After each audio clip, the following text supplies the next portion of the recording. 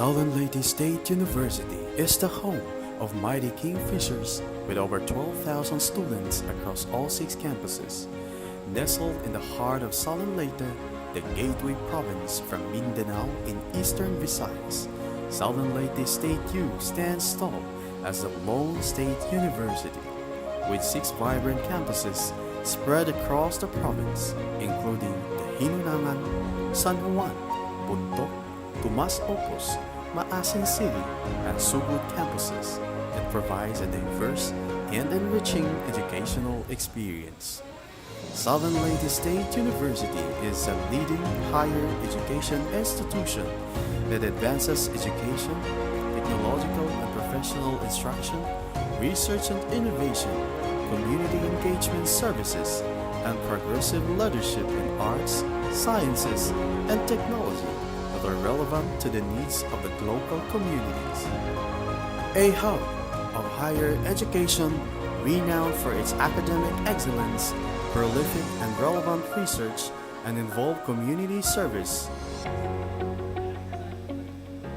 Southern Leyte State University has a total of 8 graduate programs and 38 undergraduate programs offered on the 6 campuses.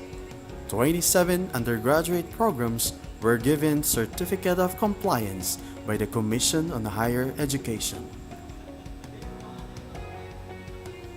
Southern Leyte State University was recognized as top 1 among the SUCs with the highest percentage of accredited programs from 1992 to 2019, awarded by the ACUP Incorporated.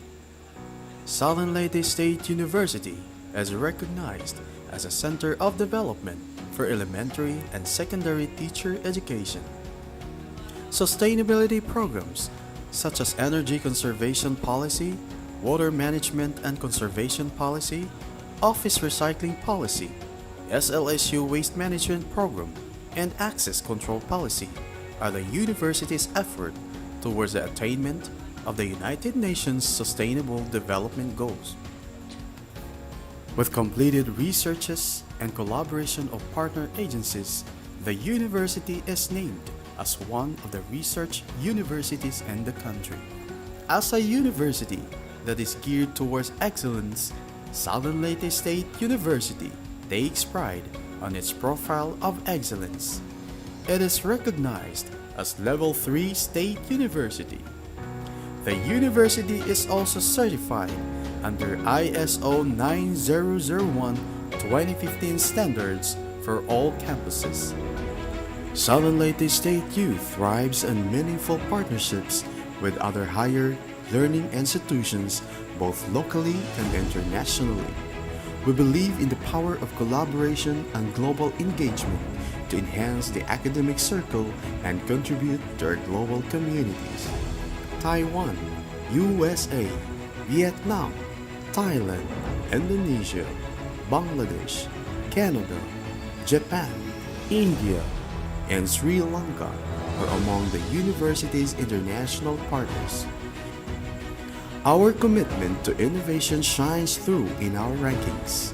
We've earned our place among the world's leading universities, including the recognition from Times Higher Education and World University Rankings for innovation for our groundbreaking work. Through this people-centric approach, U becomes a lifeblood that sustains and propels SLSU forward. The active involvement, support, and collaboration of clients, stakeholders, students, employees, and partners are pivotal in shaping the university's identity, achievements, and continued growth. Consequently, it is evident that SLSU is truly SLSU because of you. We believe in the power of leadership, fostering good governance, pursuing excellence in all endeavors, sparking innovation, and embracing spirituality.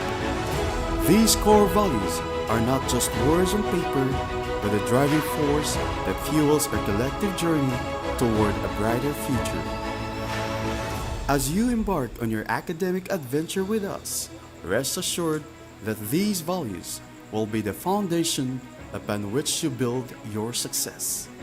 Welcome to a place where knowledge and character converge, where you are not only shaped by education but also by a profound sense of purpose.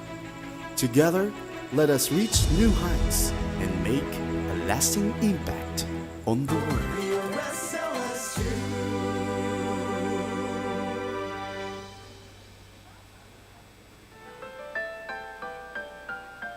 The University of Makati was founded in 1972 as Makati Polytechnic Community College, also known as MPCC.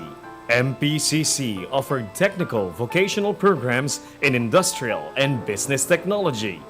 In 1987, MPCC was renamed Makati College. The Philippine Army turned over the Fort Andres Bonifacio College to the municipal government of Makati and merged with Makati College in 1990. In 1991, Makati College was renamed Pamantasan ng Makati by virtue of Municipal Order Number 433. To be more globally competitive, Pamantasan ng Makati changed its name to University of Makati or UMak in 2002 through City Ordinance 2002-111, paving the way for education innovations in the city of Makati.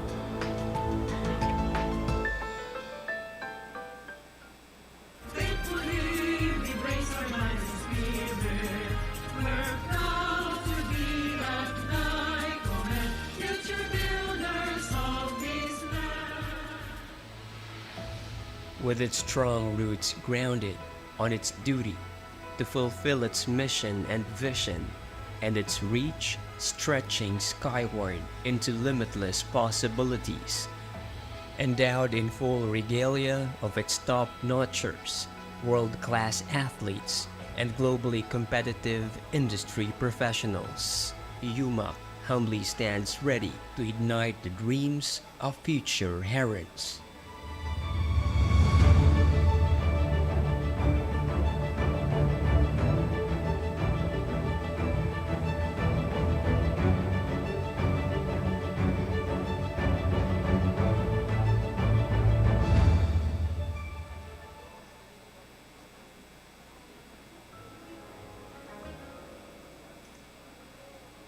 I'm Professor Don Prisno. Says I come Mike. from the London School of Hygiene and Tropical Medicine. I'm the Kung founder sino man of po ang Global Health nakakahanap, Focus. Global sino Health man po Focus ang is finally nakakita bringing ng isang the very iPhone popular X Global Health dito sa Nutrition auditorium, Leaders Program to Somalia. pabigay This is na a lang po kay life-changing Dr. program Samson sa that has may changed the registration lives of area. many Kung sino students man and po health ang nakakita professionals ng all isang over the iPhone world. X, We develop NR I health should say, thinkers iPhone and young NR, leaders in global health to impact global health policy and iPhone practice. So we look XR, forward to see you in Somalia and I hope you ayun, will be iPhone joining XR, us. joke. Kung sino man po ang nakakita ng isang iPhone XR dito sa auditorium, pahanap po si Miss Samson, Doc Samson ng registration. Maraming salamat po. And to know more in depth around global health and research. When I participated when I was 17 years May old, nakaiwan I was din in my po first year ng in pharmacy. This program eyeglasses helped me in sa shaping room new 702 awareness and new kanina. perspectives. The Global Health Emerging Leaders Program is an amazing opportunity Kung sino man for po every health ang professional and every healthcare galing sa student College to of share their lives. Liberal It Arts did and for me. Sciences, My name is College of Rob Wahab. I am 26 Innovative years old. Teaching I'm graduated from Faculty of Education, Medicine of Rabat, and now I work in Ano medical pa? healthcare and telemedicine. Institute of Arts and Design Design, na nakaiwan po ng kanilang salamin. Pwede po ninyong makuha dito sa backstage. Maraming salamat po. Professor Don and Adriana in this program, I really learned that you can just start small and using just letters, recommendations, commentaries, and always, as Don said, quantity bring quality later.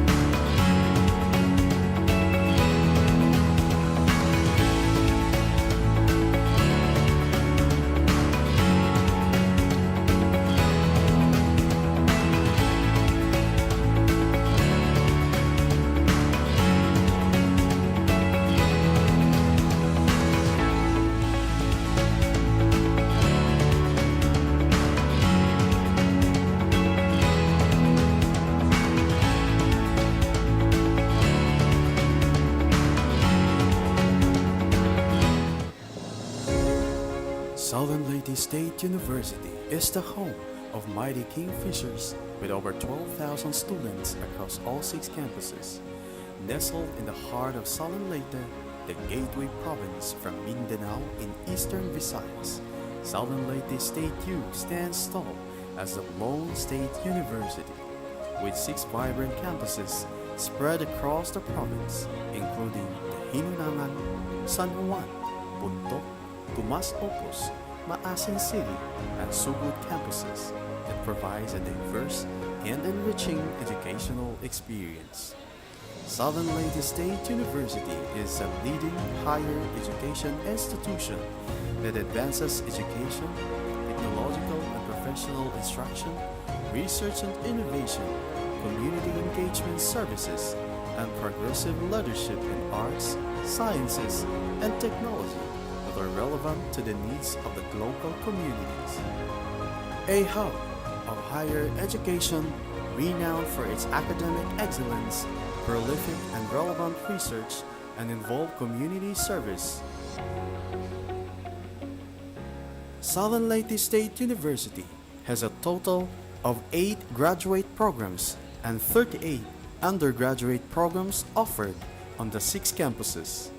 27 undergraduate programs were given Certificate of Compliance by the Commission on Higher Education. Southern Leyte State University was recognized as top 1 among the SUCs with the highest percentage of accredited programs from 1992 to 2019, awarded by the ACUP Incorporated. Southern Leyte State University is recognized as a center of development for elementary and secondary teacher education. Sustainability programs such as energy conservation policy, water management and conservation policy, office recycling policy, SLSU waste management program, and access control policy are the university's effort towards the attainment of the United Nations Sustainable Development Goals.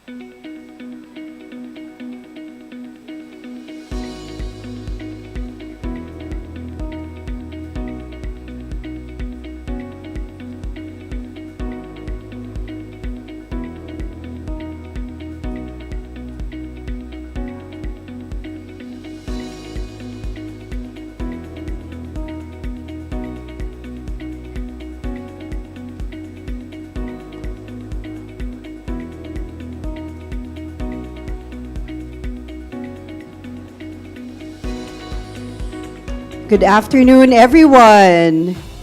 Day 2 afternoon session of the 7th Research Congress 7177, committing to a people's first development and a sustainable city. Magandang hapon sa ating lahat. I hope nakakain po tayo ng maayos. Oh, there's a big round of applause. Is that because of the eating you did earlier? Nakakain na. Very good. We're very happy you're happy. Apart from eating though, I hope you also had invigorating discussions. Approve. Did you meet new friends? New friends. Or at least new people, di ba? That's part and parcel of why we also do research. It's a good opportunity to meet somebody new or get acquainted with somebody who is an expert of the field. So I hope that the morning that transitioned to lunchtime provided that opportunity. All right, because nga it's a little after lunch, maybe let's center a bit. So I normally that's when the food settles in and that's when you feel a little sleepy. So I don't want that to happen because we have a lot of things in store for the afternoon. So please indulge me. I'll go to the middle para makita din po ako ng mga nasa side na to. Please indulge. Oh, wow! Yan ang gusto ko kay Good CIC team. Wala pa akong sinasabi. Alam na nila na we all need to stretch, guys. So come on. Be with me here. Everybody please rise. Stretch a bit. Let's all stretch a bit. Come on, come on. This side. Even the one near the door. Come on, stretch a bit. Let's all stretch a bit. Come on. So put your bags down. I don't want to see bags with you when you stretch. Put your shoulder bags down. Clap if you'd like to. Dance if you'd like to. The level of comfortability is yours. Okay, let's begin. Stretch your hands up to the sky. Pretend you're reaching the ceiling. Come on. 10 count. Stretch. 1. Higher, please. 2, 3, 4, 5.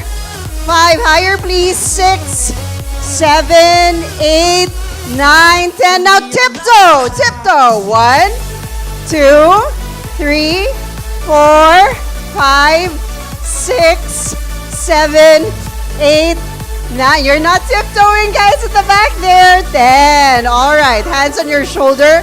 Make it move forward. 1, 2, 3, 4. The more feelings, the better. That's more like it. 6. Oh, nahulog yung glasses ko dahil sa'yo. 7, 8, 9, 10. Backwards this time. Hands on your shoulders, still backwards. Feel the stretch. 7, 6, 5, 4, 3, 2, 1. Okay, hands akimbo. Hands on your waist. All right, make circles. Do circles. Whole circles to the right. Whole circles to 3, 4, 5, 6. Hey guys, big guys in front, don't be embarrassed. 7. Sorry, ano bang counting ko? 6, 5, 4, 3, 2, 1. The other direction, please. Okay, other direction. To the left, to the left. 4, 5, 6, 7, 8. Come on, stretch it. 9, 10. Okay, shrug. Shrug your arms forward. You know, release all tension. Okay. Now, as you release the tension, I also want you to make your breath come out. Settle the energy. That's right. So, exhale. Shrug your, and then exhale. Everybody, let's do it together. 1, 2, 3. Shrug, exhale. Okay, I want to see everybody one more time. 1, 2, 3, shrug. And then exhale. Okay, calm down. Calm down. Bring your hands down to your sides. Ano nangyari? Parang opposite of calm down yung nangyari. Okay, so we can all sit down and give ourselves a big round of applause. Thank you, everyone. Hope that was a good stretch for everyone. And again, as with all things, the level of comfortability is yours. If you want to pump, make your heart go pumping, then syempre dapat mas extreme yung movements, right? So, let's find out how things went in the morning. And we will have the help of our rapporteurs for this one. So first in line, we have Miss Christine M. Condes for Cluster 1. And this will be followed by Miss Greta Navales for Cluster 2. And for Cluster 3, we are privileged. Ay, may nagtuturo ng... We are privileged to have supposedly the dynamic duo of Miss Sheila Torragoza and Miss Pia Leses from BIPSU, but I think this would be taken over by Miss Fia entirely. All right, so please help me give a big warm round of applause to Miss Christine M. Condes to get the afternoon started.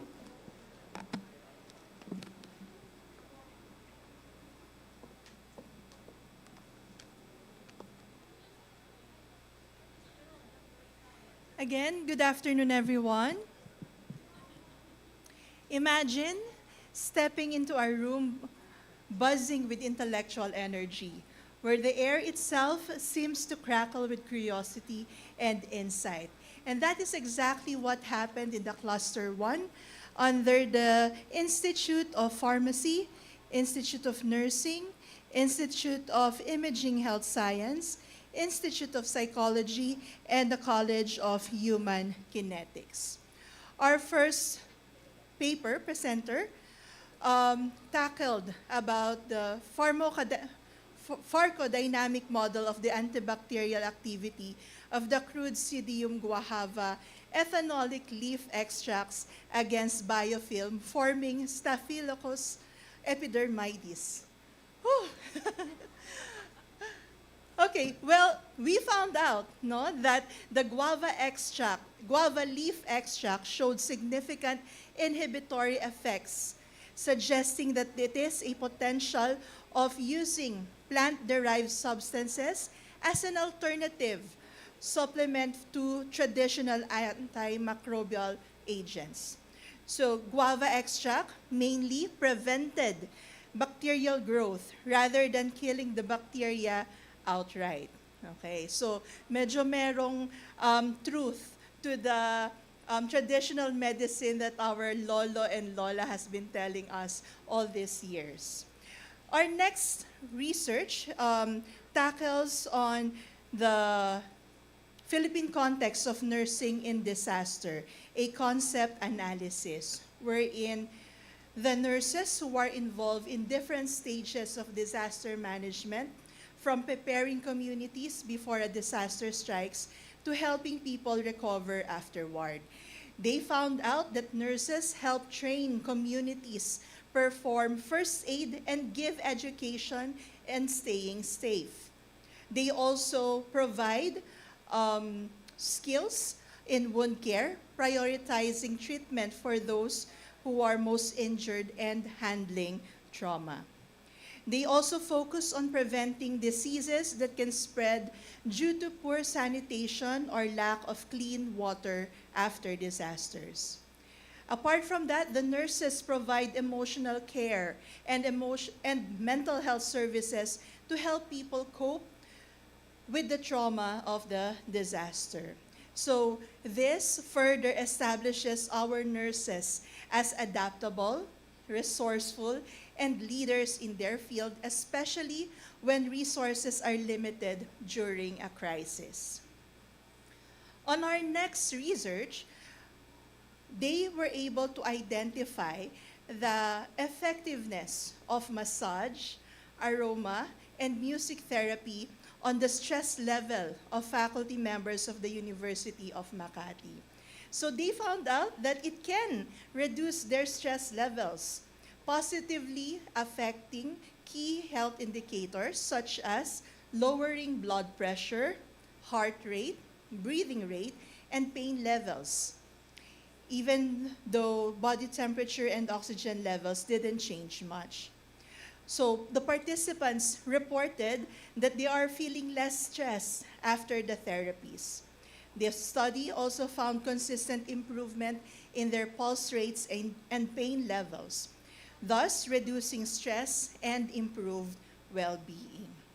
The researchers encouraged a wellness committee in the community. For the fourth presenter, it talked about the levels of work stress experienced by the radiologic technologists working in selected private hospitals in Metro Manila. And they found out that work stress among radtechs in a private hospital is influenced by age and years of experience, but not gender or marital status. They found out that it is actually the younger and less experienced technologists who reported higher levels of stress, particularly in the psychological, social, and organizational factors. The results suggest that stress management interventions should be tailored to consider the age and experience levels to effectively reduce stress. So, yung mga mas batang radtech pala ang nakaka-experience ng stress. The fourth research is on the Nipah virus management and protocol awareness among radiologic technologists in Metro Manila. And their findings showed that most respondents were well aware of the Nipah virus, and they generally agreed with the guidelines for handling it. However, the correlation between their awareness and agreement with the guidelines was positive but not statistically significant. Overall, the respondents expressed confidence in the feasibility of implementing Nipah virus guidelines in the Philippines, highlighting their importance for public safety and virus control. The next research focused on the voice of commitment, capturing the stories of nurses' will to stay in the Philippines. So the study focuses on the experiences of registered nurses in Biliran Province, Philippines, who chose to stay and work in their home country despite the global trend of nurse migration. Key themes identified were personal and family commitment, financial and job satisfaction, and of course, the sense of fulfillment, having a deep sense of satisfaction from serving their local communities, emphasizing the importance of their role in healthcare. Our next research talks about beyond the machine, or understanding the lived experiences of patients undergoing hemodialysis in Biliran Provincial Hospital. So it talked about the lived experiences of these patients who has revealed a complex mix of physical, emotional, and social challenges. Hemodialysis, a life-sustaining treatment for people with kidney failure, requires regular sessions to filter waste from the blood, which can significantly impact the patient's daily life and overall well-being.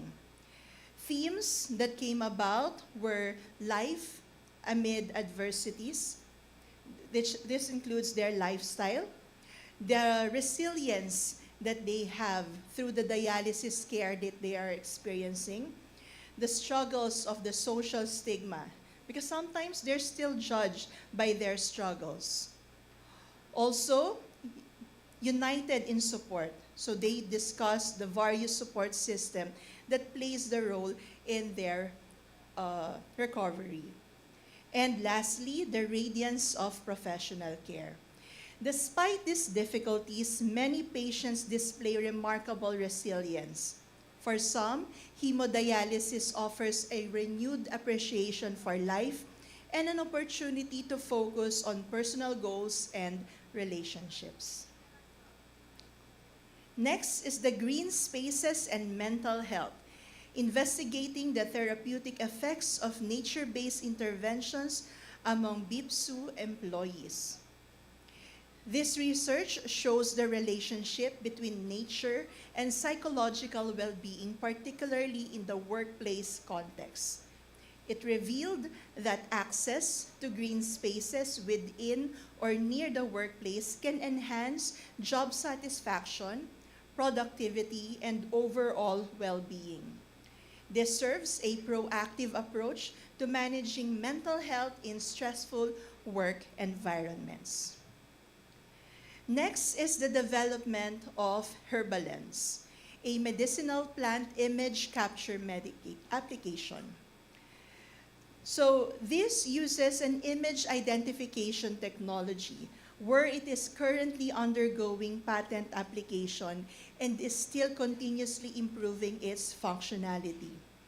Through continuous collaboration and refinement, it improves plant identification accuracy to be used in the community. And lastly, Intel RX, a mobile health application for enhancing medication knowledge of selected geriatrics in District 1, Makati. The Intel RX provides more understanding of medication care for our senior citizens and has been identified with high user satisfaction for AI-driven solution in healthcare. Thank you very much.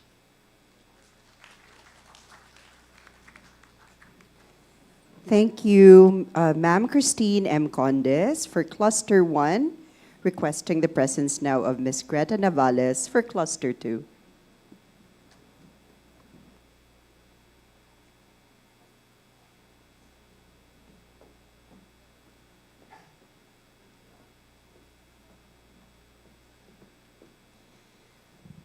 Okay, good afternoon, everyone. So allow me to share what transpired at the parallel session cluster 2. So during the session, various pressing issues and advancements across multiple fields were presented.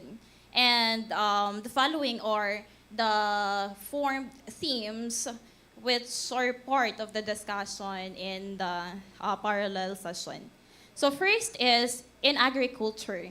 So there is a significant focus, or a significant focus was placed on the challenges currently facing the agricultural sectors. Presenters emphasize that traditional farming methods may no longer be sufficient to meet the future demands of food. As a result, a shift towards genetic farming is very crucial. In the Philippines, while the national government actively promotes geo-farming, local government units remained hesitant in the promotion of GMOs, particularly in supporting genetically modified organisms. This disparity in support was highlighted as a barrier for progress. Next theme is in technology and education.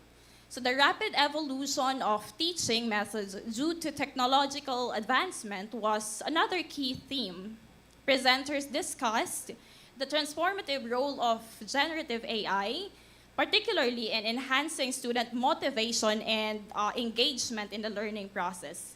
Notably, the integration of generative AI in writing subjects in research subjects has demonstrated time-saving benefits and improvements in the quality of students' output.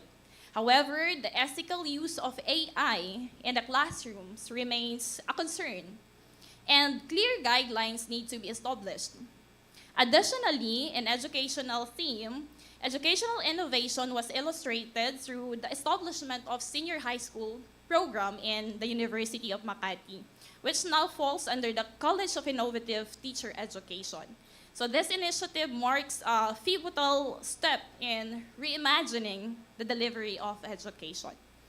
Next theme is about history and culture because part of the presentation in the cluster 2 is more about rediscovering Makati historical background. So several presentations showcased the cultural heritage of Makati, highlighting both tangible and intangible elements. A key initiative in promoting this heritage was a creation of a promotional video of Poblacion, which served as a tool for increasing public awareness and appreciation. An important cultural discussion also emerged regarding the LGBT community with regard to the cultural discussion, framed through an analysis of Glock 9 song, Serena. The song underscored the harsh reality that LGBT individuals continue to experience discrimination even from their own families and communities, reflecting a societal issue that demands attention. In political theme and medical aspects, on the political front, the Congress underscored the need for improvement in the content and delivery of campaign speeches by the aspiring Sangguniang Kabataan representatives, pointing to the gap in effective youth political engagement. In the medical field, the discussion focused on the policies surrounding the development of medical personnel. Specifically, there is a need to improve the deployment policies for affiliated hospitals of the University of Makati to ensure the better service delivery and healthcare training outcomes. So this synthesis captures the diverse range of topics discussed in Cluster 2, highlighting the importance of continued research and innovation in addressing both local and national challenges. That's all, thank you.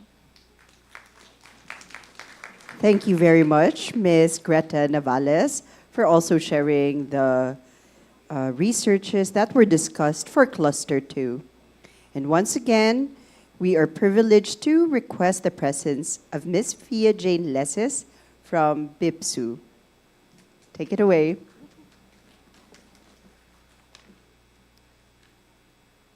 Good afternoon, everyone. So let me recap the presentations and the events that transpired earlier at the Cluster 3 group. So Group 3 is constructed of the College of Business and Financial Science, the College of Tourism and Hospitality Management, the Institute of Accountancy, the College of Communication and Information System, the College of Technology and Management, and the College of Construction, Science and Engineering. So the first parallel speaker was introduced, and it was Dr. Jane Rose Firmau, and she basically presented her study entitled People's First and Sustainable Urban Development, a Collaborative Approach in Makati City. So she stressed the importance of the sustainable development goals in the university, regardless of the different departments that we are into. So she then discussed the core principles of sustainable development, which are the economic sustainability, the environmental sustainability, and the social sustainability. She then stressed that sustainability is the journey and not the destination. The second parallel speaker was Professor Manuel B. Garcia, which he then presented his paper entitled Valentine's Day in the Metaverse, examining school event celebrations in virtual worlds using an appreciative inquiry approach, which examined the school event celebrations in virtual space. So in his study, they wanted to explore the perceptions of the students and how to integrate the school celebrations in the virtual world. And in the study, the findings of the research reinforces that the notion that the educational metaverse holds untapped potential for enriching educational experiences. We had a total of 6 presentations, which were then judged by our plenary speakers. So let me read the titles of the papers. So the first paper was entitled The Expectation versus Reality, the Advertisements on Social Media and Its Influence on the Buying Behavior of Consumers.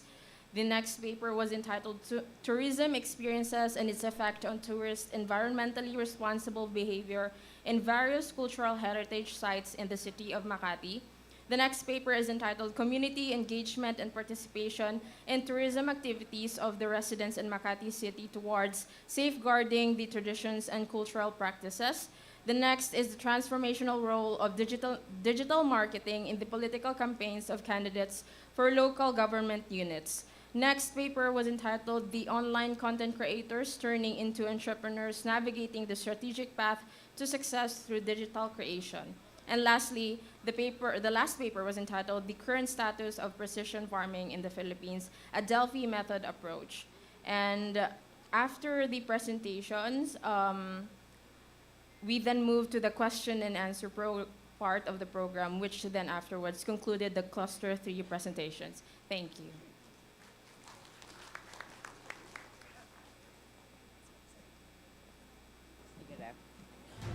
Thank you very much, Ms. Fia Jane Leses from BIPSU. And once again, may we kindly request everyone to give a huge round of applause to our rapporteurs. I'm sure it was a tough task to do to ensure that all your researches presented earlier is really documented and put in summary. So you can also look forward to reading more of those once the new volume of Universitas would be released. So let's proceed now.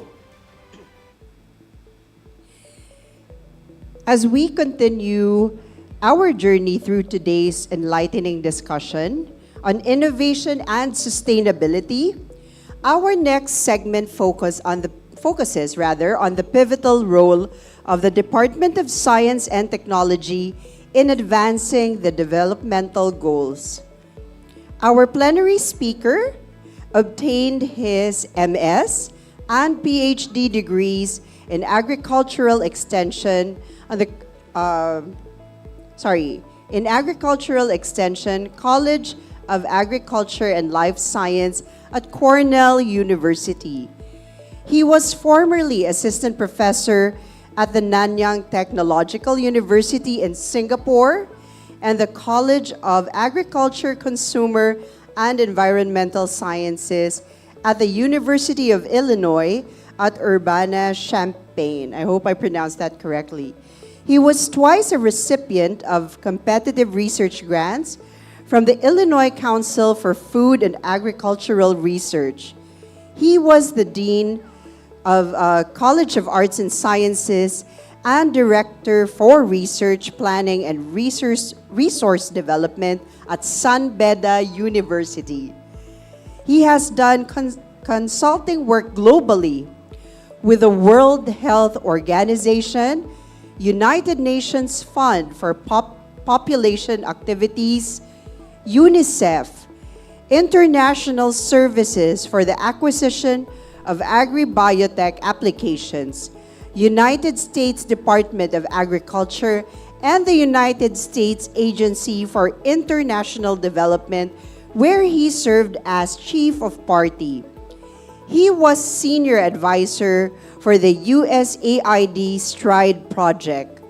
An entrepreneur, he is President and CEO of the Bicol Access Health Centrum and Hospital, founder of the Newfield STEM Schools, and founder CEO of the Institutes for Research, Innovation, and Scholarship, or the IRIS. In government, he served as Assistant Secretary for Competitiveness and Innovation of the Department of Trade and Industry, and as Director of Office of Planning, Research, and Knowledge Management at the Commission on Higher Education. He was the Senior Consultant at the National Economic Development Authority for the Chapter on Research, Development, Technology, and Innovation of the Philippine Development Plan 2023-2028. He currently serves as Assistant Secretary for Technology Transfer and Commercialization at the Department of Science and Technology. Please join me in welcoming Assistant Secretary Napoleon K. Juanillo.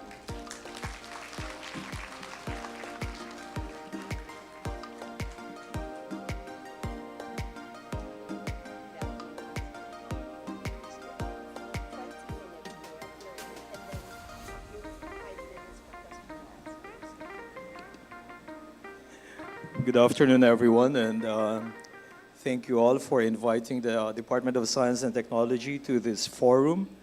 I'm just going to present very briefly what we do in the DOST in terms of our own contributions to science, to the Sustainable Development Goals.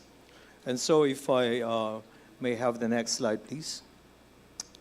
Well, I think a lot of you have been rather introduced to these 17 Sustainable Development Goals, and I'm not going through that. But I'd like to give a little bit of a background about myself. Next slide, please. Way back in 2016, the United Nations Institutes for Statistics assembled a small group of experts, and I was chosen as one of them. And so, in a way, I have a front row I should say, experience in terms of formulating the various measures and indicators for the SDGs.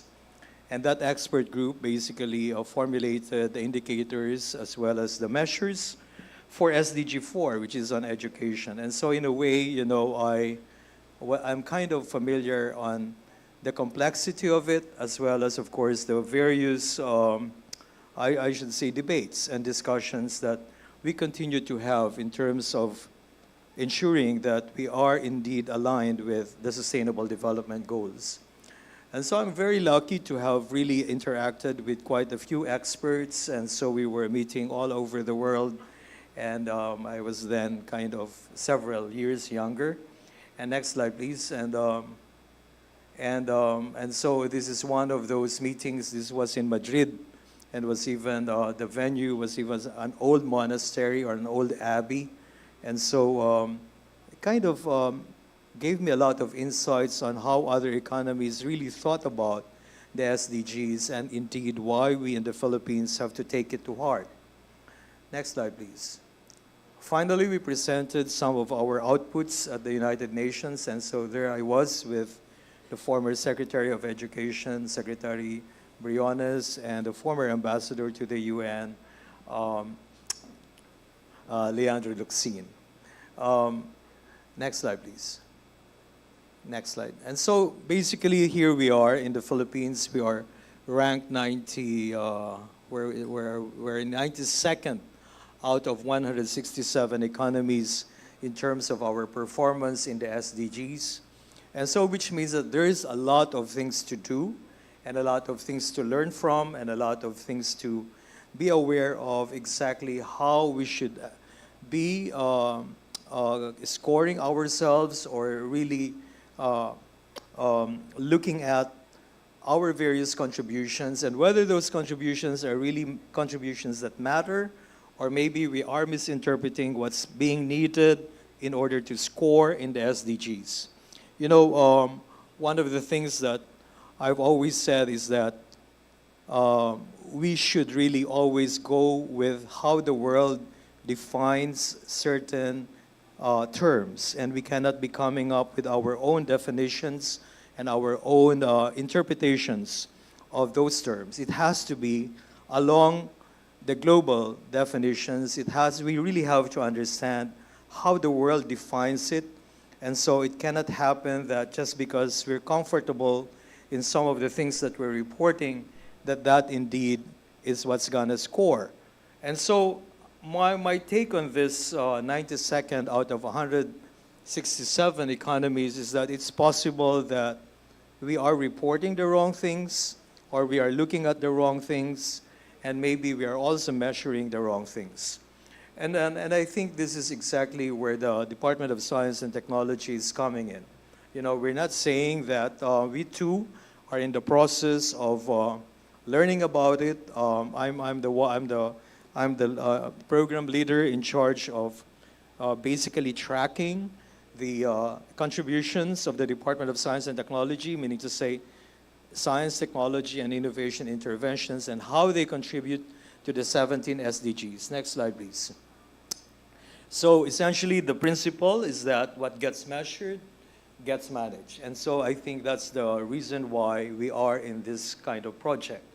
And by the way, this is a very recent project of the Department of Science and Technology, which I'm handling, and so I cannot report to you yet the results of this project, but just to give you a little bit of a sense as to exactly how we're going through it and why we really have to get deep dive into the definitions of the UN and make sure that this is something that we can collaborate as well with our Philippine Statistical Authority, so that what we report to the United Nations Institutes for Statistics is exactly what they want to see.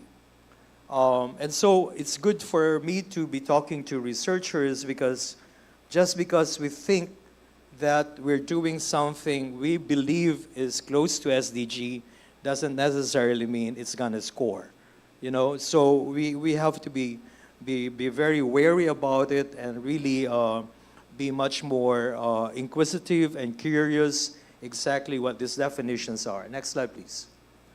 And so the Department of Science and Technology, as you can see, is composed of 18 attached agencies across a wide swath of scientific and technological domains. And so we have 7 research development institutes. I cannot go through, I myself am confused with these alphabets of acronyms, but then again, you can Google this, but certainly suffice it to say that they do represent a wide range of scientific and technological domains. Now, of course, there are also scientific and technological services, which you are familiar with, FIVOX, PAGASA, but most importantly, the Philippine Science High School System, the Science Education Institute, which provides all the undergraduate, graduate, and postdoc scholarships, the Science Technology Information Institutes, and the Technology Application and Promotion Institute.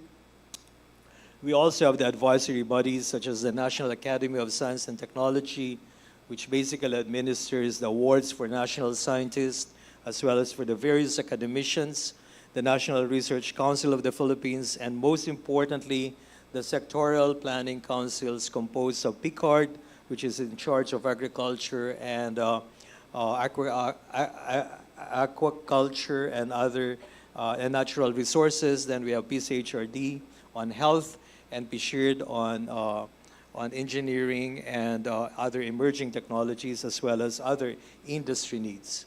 And so does the DOST. And so having said that, next slide, please. And having said that, then our task really is to ensure that our government investments in science, technology, and innovation are really contributory to the SDGs. And so my task as a program leader is to basically plot these resources and investments of government and see how indeed they're impacting on the achievement of the SDGs. Next slide, please. And so just to kind of summarize, we have 4 pillars in our strategic plan for the DOST on human well-being promoted. And essentially what we're asking ourselves is, did we produce knowledge and knowledge products and technologies and innovations to ensure health and nutrition, food safety and security, and access to clean water and decent clothing and shelter? Now, by just looking at those questions, you can already more or less surmise that they jive with some of the 17 SDGs. And by the way, when we talk about SDGs, you cannot take a look at them as silos. They are all interrelated, they're all interlocked. And so this is not just this is not a checklist and you say, oh, I ticked off SDG 1, I tick off SDG 2. That's not how it goes. Next slide, please. Next pillar is wealth creation fostered. Did we produce value-added S&T products, services, and other solutions that are competitive in the global economy? And did we produce value-added S&T products that drive up high-value jobs, workforce creativity and productivity, continuous product improvement, and increased market value of innovations? So these are the things that challenge us as scientists and engineers and researchers in the DOST. Next slide, please. On wealth protection reinforced, did we help to mitigate the impact of the phenomena of climate change on families, communities, and MSMEs and big enterprises? Did we spearhead the development and transfer of climate and disaster resilient technologies and innovation and the provision of science-based information and services for disaster risk reduction and climate change adaptation?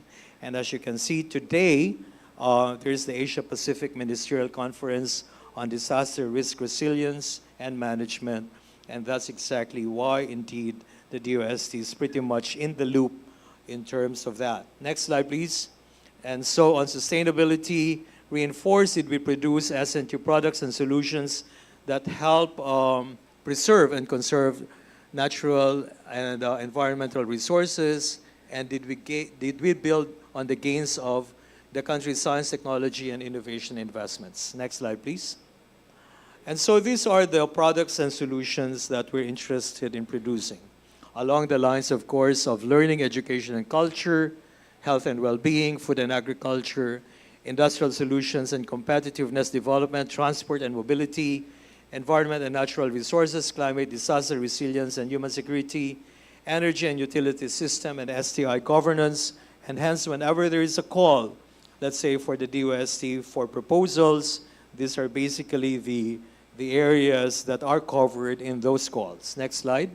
But recently, we are also trying to expand the coverage to include AI, geospatial analytics, quantum computing, Industry 4.0, circular economy, smart agriculture, smart technologies, and biologics and pharma. And next slide. And so a little bit on the creative part, we're also trying to see the interface or the nexus between science and technology and the creative industries, and hence we're looking for solutions and products of S&T that contribute to digital art and animation, game development, fashion and textile design, and gastronomy. Next slide. Lately, we're very interested in really focusing on the so-called climate and resilient change technologies. And so we're looking at the nexus of business, government, academe, tech startups on coming up with solutions and technologies that address our need for technologies and solutions that will make us more adaptable to the vagaries of climate change. Next slide. And hence, lately, we've signed this MOU with De La Salle University as a leading HAI on coming up with climate change and tech solutions. As well, this is with Development Connect Philippines. That's Winston Damarillo of DevCon. That's Brother Bernard Oca of the DLSU. And of course, the Secretary of the DOST, Dr. Renato Solitu. Next slide, please. And so these are the areas of collaboration that we're building with La Salle on climate platform, capacity building, financing, and implementation. Next slide. And these are essentially the platform ventures or the topics or domains that we're interested in on disaster resilience, water sufficiency, sustainable energy, power generation, and reforestation. Next slide. And just a week ago, and yesterday I just came back from San Francisco for the San Francisco Tech Week. And there I was together with Undersecretary Sancho Maborang and Brother Oca of De La Salle talking about various initiatives that we have. And in order to attract startups in the Silicon Valley area and the Bay Area, and then perhaps even from the East Coast to collaborate with Philippine scientists on climate change and technology solution and resilience technology solutions. Next slide. And so that's a little bit of the social part of it. And we also briefed the Consul General of San Francisco that indeed next year the DOST is ramping up and we're going full throttle in actually inviting foreign-based Filipino scientists, technologists, and engineers to collaborate with us, and that we're offering the suite of services and programs of DOST, make them more accessible to our Filipino diaspora communities so that we can ramp up and I should say lessen the gestation period for coming up with solutions related to climate change and resilience. Next slide. So these are some of the things that in the process of tracking. And as you very well know, these are basically just a little bit of illustration to you that these are some of the expectations in the SDG. And so we're tracking exactly where are we vis-a-vis those expectations. Next slide. So that's another example. Next slide. Okay, that's another example. Next slide. And so basically these are some of the outputs that we expect. Next slide. And the outcomes that we expect. Next slide. And so that's it. And so for those of you who are interested perhaps in coming up with products and solutions for research, the DOST is pretty much there, opening up its suite of services and programs being accessible to all. And that we're basically really looking for innovations that can be utilized by a wide swath of users and markets, and that's exactly what we're in business in. So thank you all very much, and hope this enlightens you about the Department of Science and Technology. Thank you. Thank you very much, Assistant Secretary Juanillo. I hope you can allow us a few moments of question and answer. I'm sure that everyone from the audience, both faculty and students, and even management alike, may have some questions to ask.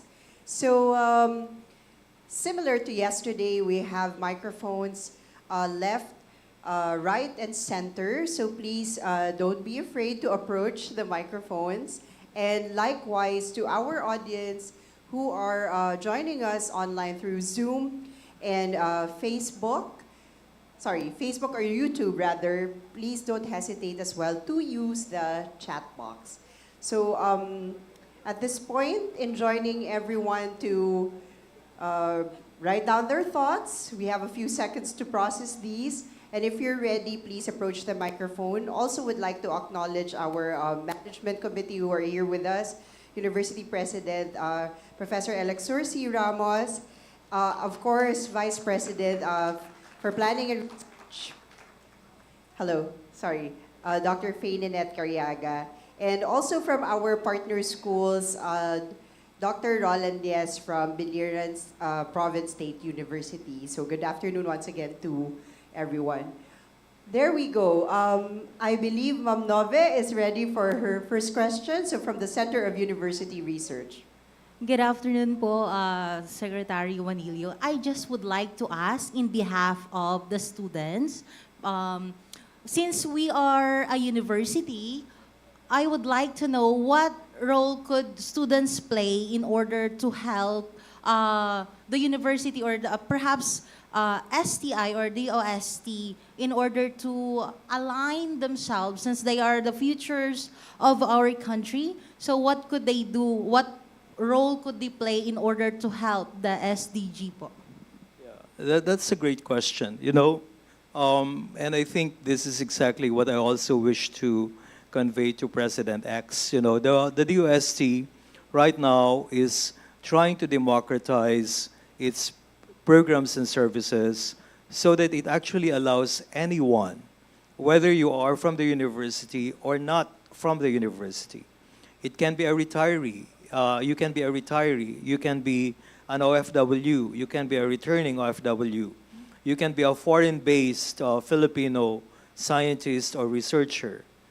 Anybody who just really wants to contribute, has an idea, the DOST is opening up its suite of services and programs for you to use. And for the first time, we're saying that if you have an idea and you're not sure of your science, then you can utilize the network of scientists and experts in the DOST. You're not sure of your chemistry, you can utilize the chemist. You're not sure of your physics, you're not sure of your computations, you're not sure of your materials design or your material science or your engineering, you can consult. So we're opening up that network of experts. So gone are the days when you have to have an MS or a PhD to make it. This time what we're saying, because we are on a catch-up mode and we don't have much time to lose, we say that let's just open it up to anyone who has an idea, student or from the university or not from the university, and see if there's something that we can do in terms of helping that guy or that person develop that idea and productize that idea, develop it into a product that can be utilized. And so this is an off-grid experiment of the DOST. It hasn't happened before. And in fact, tomorrow we're going to have an informal chat with the secretary together with other undersecretaries, because we believe that it's time for us to open the government doors to almost anybody. And that if there is somebody looking for good science, then we rally around you, we rally around your idea, and make it work. And if it doesn't work, then so what? You know, then you try again. You know, pivoting is part of innovation. Revising is part of innovation. So that's my quick answer to that. Thank you so much po. Thank you, Ma'am Nove, for your question. I hope that also brings inspiration to everyone. President Ramos? Magandang hapon, my good friend, Asek Nap. Kaninang umaga, I was being interviewed by a faculty from the University of Pennsylvania and was asking me about my thoughts on how we can further improve or suggestions on how we can further improve the quality of education in our country. So, isa sa mga pinag-usapan namin, sabi niya, ano ang sa tingin mo ang pwedeng maging solusyon, no? So one of the things that I mentioned to him was it takes a lot of political will. So sabi niya, can you expound further? What do you mean by political will? Sabi ko sa kanya, halimbawa, kada nagpapalit ng presidente, kada nagpapalit ng sekretarya ng Department of Education, may panibagong curriculum, may panibagong programa. In fact, ang masasabi ko lang na dokumento na meron tayo na para sa hinaharap yung Pagtanaw 2050. Other than that, there is no really a future plan for our country. And then he told me, can you expound further? Sabi ko, halimbawa, in curriculum, sabi ko, empowering local government units, like for example, the mayor would have a say on the curriculum, on what is going to be taught. You know? So, my question really, kasi yung conversation ko din sa aming mayor, yung pinag-uusapan itong mga SDGs and even on climate resilience and a lot of things that the city government of Makati is doing. Ang sabi niya sa akin, useless din kasi if we do all of these things in Makati, kaso yung kapitbahay ko naman, kapit-syudad ko naman, hindi naman niya ginagawa. So, my question is, what is the Department of Science and Technology doing really to encourage and to empower LGUs to work on this? Kasi like for example, in the DILG, they have this award for Seal of Good Local Governance, wherein all LGUs really work towards achieving that. Is there something like the DOST is doing to really encourage local government units? No? It may be a competition or something, and hopefully the city government of Makati and us, stakeholders in the University of Makati, can actually be a part of. Thank you. Thank you, Press X. There are 3 nodes by which I can answer that question. First is that the Department of Science and Technology has launched the Smart and Sustainable Communities Program. The Smart and Sustainable Communities Program may have in the future a little bit of that recognition that you may be a smart and sustainable community. But the value proposition is really culture change and mindset change. And I'm the one in charge of coming up with the indicators and the measures. And so we're trying to localize the measures and the indicators so that indeed the local governments will have a chance to take a look at whether those measures are, well, in research there is such a thing as internal validity and external validity. So we have to go through that process because if we don't do that, then it may not make sense to our stakeholders or our partners. And so we will be validating some of these measures with the LGUs. Now, there is a partner program for that, and you did mention Pagtanaw 2050. And we're launching several modules or training programs. It's called Foresight Training Series on Science, Technology, and Innovation. So the idea being is that if an LGU, let's say, wants to reduce malnutrition among 0 to 5-year-old children, that they have to be scientifically informed. You know, what constitutes malnutrition, what constitutes, let's say, protein and energy sufficiency, and let's say for women of reproductive age, how much folic acid do they really have to take if they're, let's say, pregnant, etc. I think an LGU executive has to have a capture of those basic, I should say, expectations. Like for instance, you know, how many kilocalories do you have in order to really function in a day?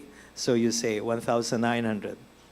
We're not talking about the cost, you know, we're just talking about 1,900 kilocalories, right?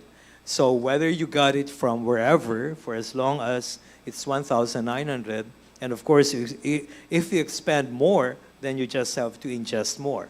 those things, we believe that uh, anything that we can abridge, a training that can more or less inform an LGU what's needed. Halimbawa po, nagsabing magpapagawa ng rampa, di ba?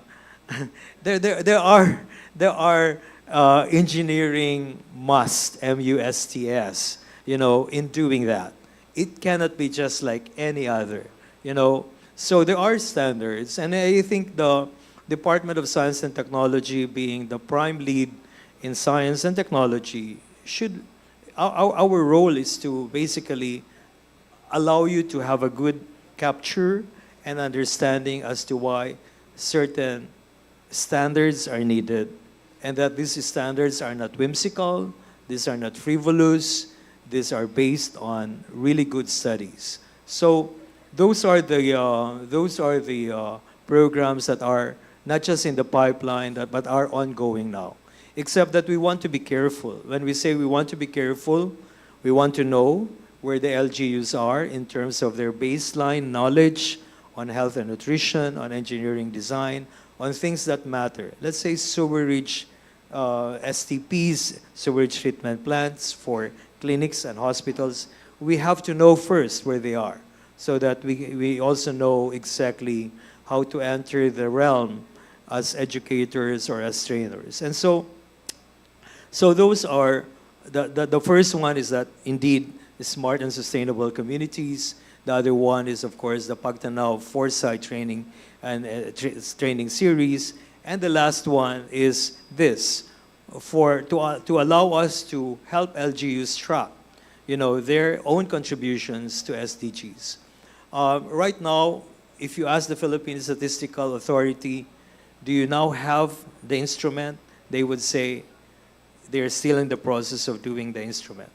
And so our role now is to basically do all of these things and maybe suggest to the PSA that, is this the thing that you need?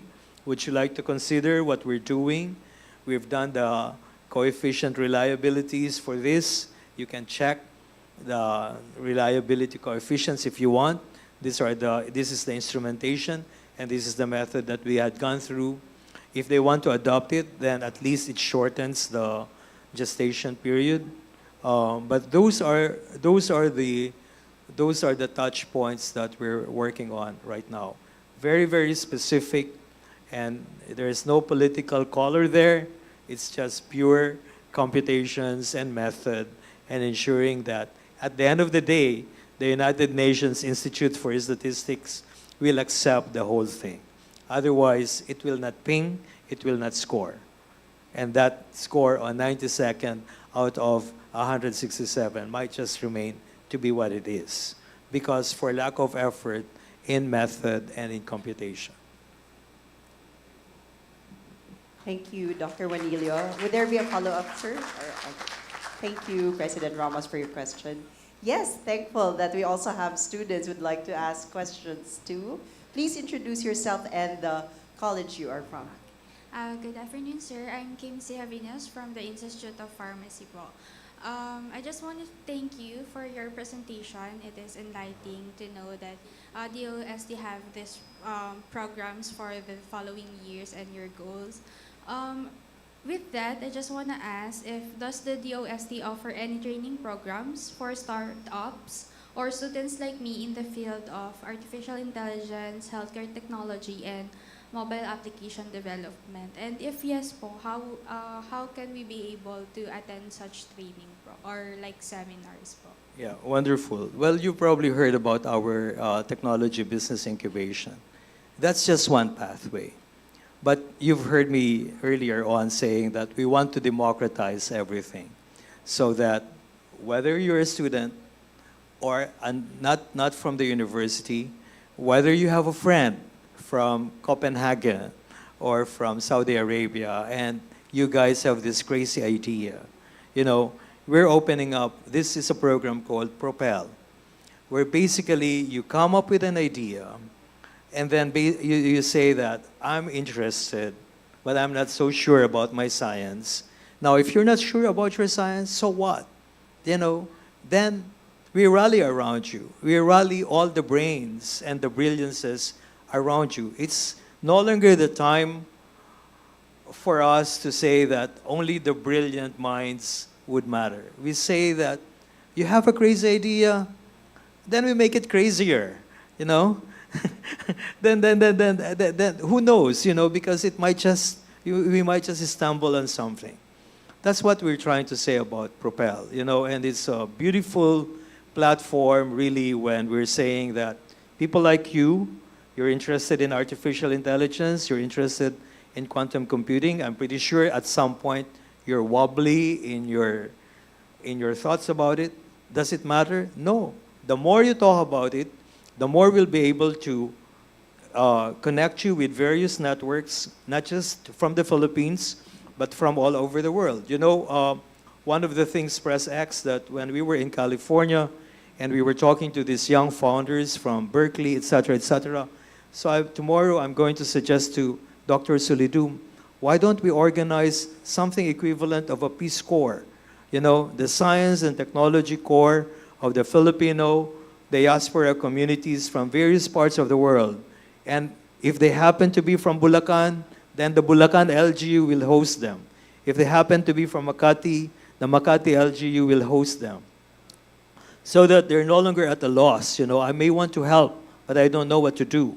You know, so we're trying to kind of craft that that kind of platform so that you won't feel alone in your idea, and nobody's gonna tell you you're crazy in your idea. And this time you can have an affirmation. And if you fail, so what? Everybody fails. And that's exactly what innovation is all about. You know, we are no longer about this, oh, the top 10 startups, oh, the top blah, blah, blah. This is not a beauty contest. This is not a beauty pageant. You know, it's time for us to just rally around any idea and make it work. And if it doesn't work, we pivot, we reform, we review, we study again, we link up with others, and who knows, brains together, something sparks, and that's exactly what we want to happen in Program Propel. You want more business management, innovation management courses, instead of you enrolling in some startup enabler, everything is going to be for free, and we're going to be announcing it. We can hold it here at the University of Makati if you want. And and if some marketing professor from UMak wants to join the whole team, then well and good.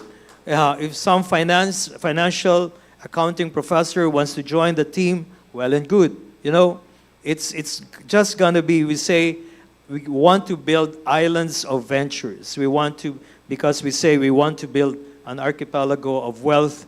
Each one of those will be specific and customized and will carry the charism of those LGUs, of those municipalities, because we believe that, who knows, the solution that may be here in UMak is also saleable in Zambia. Who knows? Pero wala na tayong mga gara-garapon ng mga pili-pili, piyaya, none of those anymore, okay? That's gone, and we're not gonna entertain that also. This is deep tech, deep science, with good business sense, good market sense, good market research, and deep diving into customer preferences, forecasting of customer, I should say, needs, etc. Regulatory jurisdictions, regulatory requirements across jurisdictions, etc. We need that, so that we open ourselves to what is needed in Denmark, what's needed in Sweden, what's needed in Saudi Arabia. We go where the regulatories are, so that, you know, you don't just come up with something that is interesting. You know, the thing about innovation is that it should be more than interesting to you only. It has to be something that should sell. Because again, when we say innovation, it's a wide swath of utilization. If it's not utilized, forget it. Don't even call it innovation.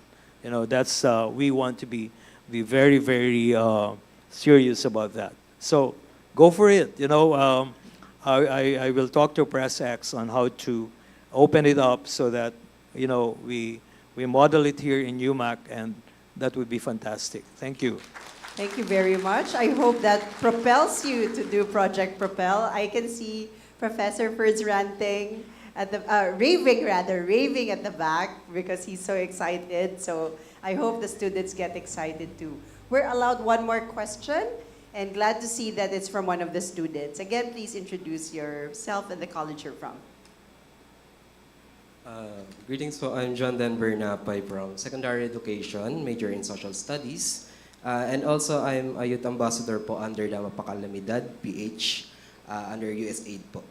First of all, I just want to thank po muna about dun sa wonderful talk about the SDG, since makakatulong po siya mamaya sa report namin. Yun pa yung topic namin kasi. Allow me to read my questions po to... my question po is, reflecting from the past disaster and the typhoons that our country faces on the past few months, it seems like there are little to no change to the status of our country when it comes to mitigating or doing an actions towards the said issue. The question for that is, how does the DOST currently do its part or cooperation within this matter, and what are the gaps? Or is there a current problem in the cooperation between the DOST and the other government agencies? Also, what is the future, and how can we, the students or normal citizens rather, can contribute to this future that the DOST envisioned? Well, as in any kind of process, I think in coming up with a solution, it's good that you're asking that question. We say that we need that those extra sensors from everybody. The more you observe, the more you're empathetic, the more you learn about how others are actually dealing with the problem, what those problems are at the ground level, the better it is for us. Because then the DOST, I was just presenting the geospatial analytics. The idea being is that we also try to, I should say, agglomerate all of these observations, so that, at some point, we can layer the information, you can have this crisscrossing of the various data. So the more you share, the more you learn, the more you observe, the more you hear, see, listen, listen, hear, and even taste and feel, the better it is. You feed that into this humongous, the more we feed I don't call it the beast, but the more you feed this tool, the better it is for us to come up with sensible analytics. So, but at the same time, we cannot say that just because that's how you felt about it, that you would start with it. I think that's a good starting point, but I think it would be good to deal with it with layered information, so that that layering allows us to ensure the wide utilization of whatever solutions that we can think about or produce. So what's your role as a student? There's a lot of role, and hence I think you should really get into the Propel. In Propel, we have this tool called Wanna Know or Want to Know. It's Wanna, J-U-A-N, Want to Know. And basically, so the more you share, the more you talk, it's inputted into Wanna Know. And Wanna Know is an agglomeration of all the databases of the DOST, together with all the other databases that's allowed for us to agglomerate from various parts of the world, including the databases of our diaspora communities in San Francisco. They're offering us databases of various other startups, and so that would be good. In fact, by the way, one of the projects that we have is called brain mapping. So if you enroll in brain mapping, we would exactly know who you're talking to, who your connections are, etc., etc. We will introduce that. Well, I'm still not. Somebody else is going to introduce that, but we call it brain mapping.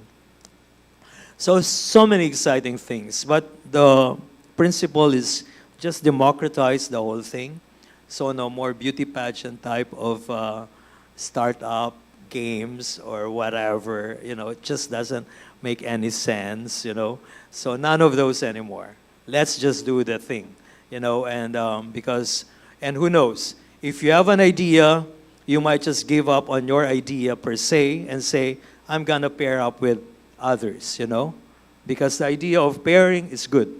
You know, the more you talk, the more you expose yourself, then the more you're also kind of be generous of those ideas, and you pair up and something else happens. And then you come up again with another idea, you pair up and something else happens. That's just the idea. And then you free up your IP, don't even keep it to yourself, because what's the use, you know? What's the point of keeping it? You know, one of the problematics we have is that we have universities keeping the IPs, and we keep on asking, what's the use, you know? Why don't you just free it up? And by freeing it up, you actually monetize it and get to build an enterprise around it. So that's the idea. Dr. Juanillo, thank you for your question and your answer. Apparently, my mathematics is wrong, so I said 5 questions earlier, so that was just 4. And of course, the Vice President for Planning and Research is waving and saying that there is one important question that Dr. Cariaga has to ask. Good afternoon, ASEC Juanillo. Thankful po for your significant presence this afternoon.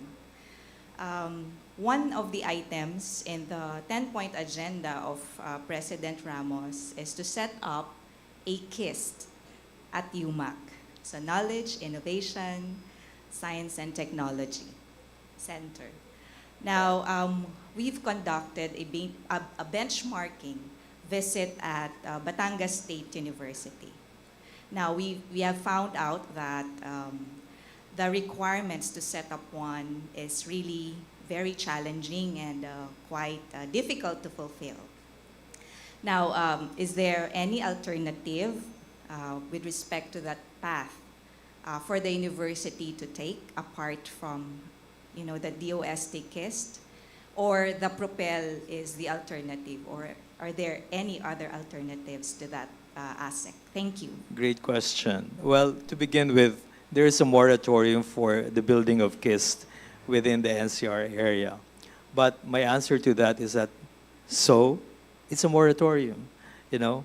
But building that platform as, while we wait for that moratorium to be lifted, I think it's good to start it. One of the things that we've been talking about KIST, I'm the vice chair of KIST, and Yusek Sancho Maborang is the chair, and we say that, you know, Batangas State University has set up a very high level of what it should be. But it can also be a KIST that is customized, so that when you attract locators, it's just according to your strengths.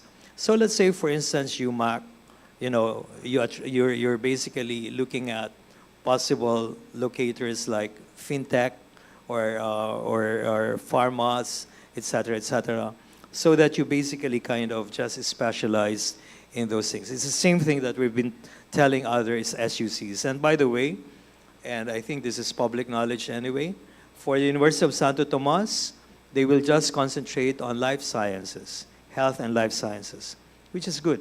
Then you have a health and life sciences KIST. For De La Salle University, they will just concentrate on green tech KIST, so which is good. So my question is, what is it for UMak? Then it's probably something for you to think about. And one of the programs that we're thinking of is to basically take all our KIST proponents on a road show in different parts of the world, so that you can talk to your potential locators and tell them about the resources that you can offer, and the possibilities that they can have if they indeed work with you. And so, and you know, just like any person, you know, you define yourself, and if you think you're comfortable in that domain, then you make it happen. But there's no such thing as a KIST for all, you know, because it doesn't happen. Again, it's just like very segmented, very fit for purpose type of KIST. Thank you. Thank you for the answer, Dr. Juanillo. And of course, the question, VP Cariaga. So we have no time, but I'm sure that there are a lot of other questions brewing in your minds right now. Keep them percolating, and please send them to our good CUR team. They will also likewise forward the questions to Assistant Secretary Juanillo. And please stay on stage as we also call our management committee along with the management committee of our partner school to please join us on stage along with Professor De Los Santos so we may award our certificate of appreciation for the time that you lent to us this afternoon. And as they approach on stage, please allow me to read the citation. This certificate of appreciation is proudly given to Assistant Secretary Napoleon K. Juanillo for the invaluable knowledge imparted as keynote speaker during the 7th Research Congress with the theme 7-17-7, committing for a people-first development and a sustainable city, conducted on October 16 to 17, 2024 at the University of Makati Admin Building Auditorium, given the 17th day of October, signed Dr. Alexor C. Ramos, PhD, CESA University President, Florante E. De Los Santos, RGC, Director, Center for University Research, and Maria Faye Nanette M. Cariaga, RPH, PhDEM, Vice President for Planning and Research. Once again, a round of applause for Assistant Secretary Napoleon K. Juanillo.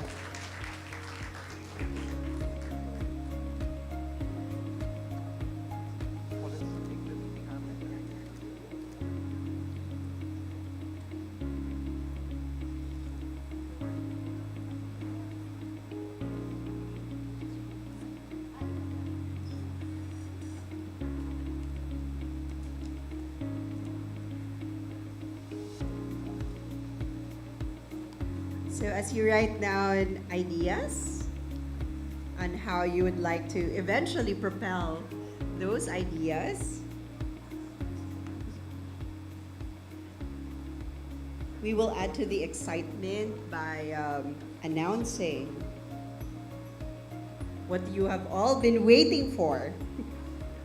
So we will celebrate your remarkable achievements for our students and all the researchers. So it is the moment of truth, and it is with great pleasure that on behalf of the Center for University Research, we announce the winners of our prestigious award.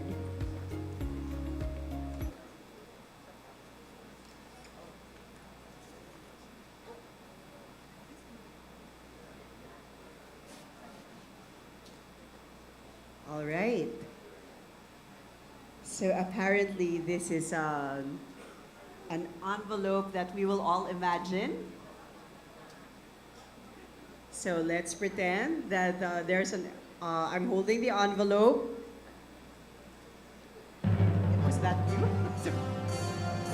For the best paper presentation. Congratulations to Voice of Commitment, capturing the stories of nurses' will to stay in the Philippines.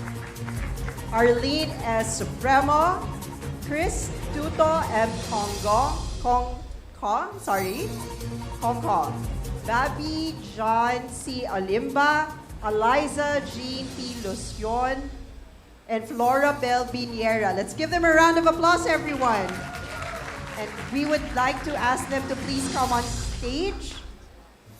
I believe you'd like to also celebrate your victory here on stage.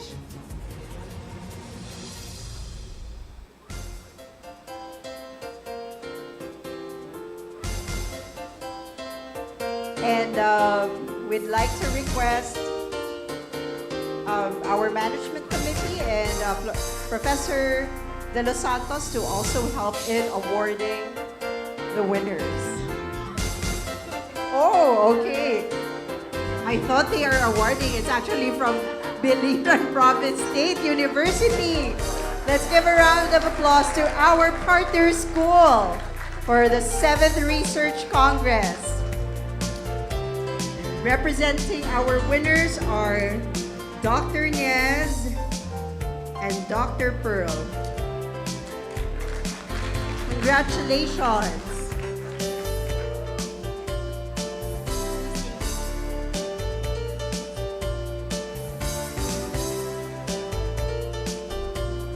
We proceed now to the best paper presentation for Cluster 2. The winner is English Teachers on Gamified Learning Tools for Primary Level Learners Reading Comprehension. Hannah Kimberly Martin, Justin May Gino, Aaron John Lumpay, Deborah Pagbalinas, and Jacqueline Samulde. Congratulations!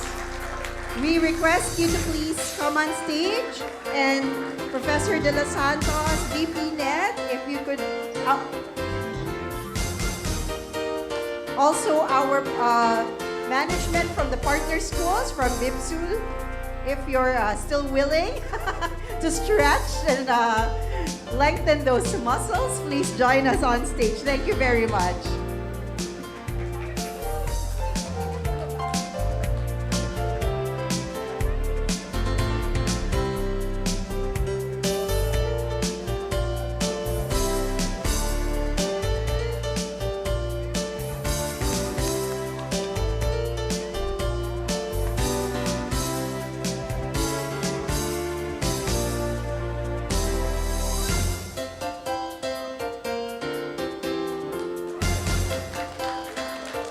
Congratulations, Cluster 2 and Management Committee. Please stay on stage so that you don't feel tired going up and down. Thank you, Doc Pearl and Dr. Nies, for staying. Right. Why don't we use the sofa as you wait? Let's make this have a talk show feel. If you have questions. Just kidding. All right, proceeding to Cluster 3. Best paper presentation goes to the transformational role of digital marketing in the political campaigns of candidates for local government units. I heard some screaming, so that means they're coming on stage. Jasmine Ican, Kimberly Joy Lacaste, Keith Lynn Misa, and Sir Ferdinand J. Piano. Congratulations!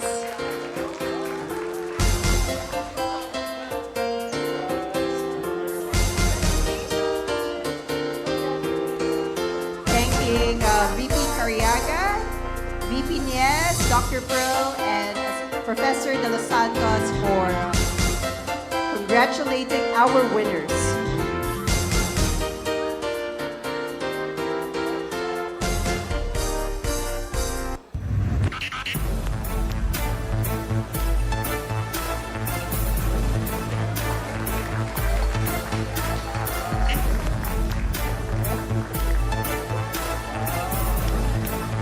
Congratulations once again to the best paper presentation for Cluster 3. So, kaka-excite. That's true, Professor De Los Santos. I hope everyone's hyped as we proceed to the winner of the best capstone project exhibit. Now this time I really have an envelope.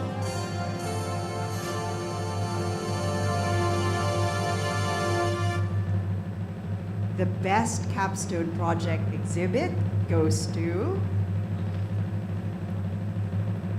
Development of Herbalens, a medicinal plant image capture application. I just want to make sure that our management also see that I'm reading the right thing. So our team from Herbalens, Mark Angelo P. Rivera, Paul Xavier M. Dubiao, Arian P. Villagonzalo, Mr. Rommel L. Doreen, MIT, Assistant Professor Estela De Vera Barasi, MS Farm, RPH, and Associate Professor Wilbur P. Sabado, MM.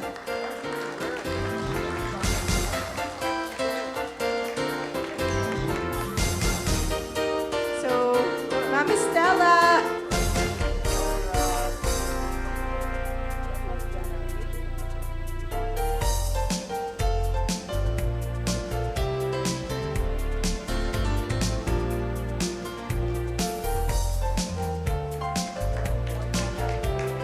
Congratulations and thank you, Sir Wilbur, for accepting the award on behalf of the team. Congratulations po.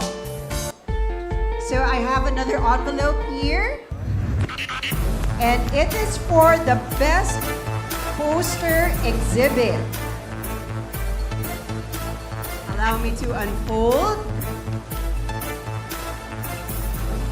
The best poster exhibit winner is Intel RX, a mobile health application for enhancing medication knowledge of selected geriatrics in District 1, Makati City.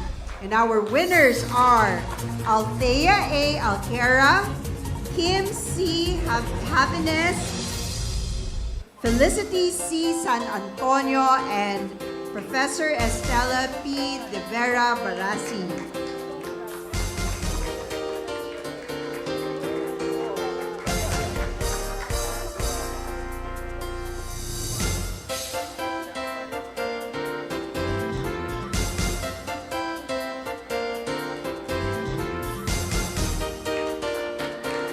And dear management,